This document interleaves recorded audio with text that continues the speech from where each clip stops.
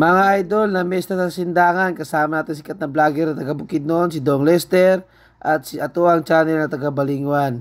Kuno, ang sabi na, litson daw, litson. Kami lang ang bisita, walang iba. Syempre, nandito si Boss Leo nga, high blood, kaong litson pa rin, mga idol.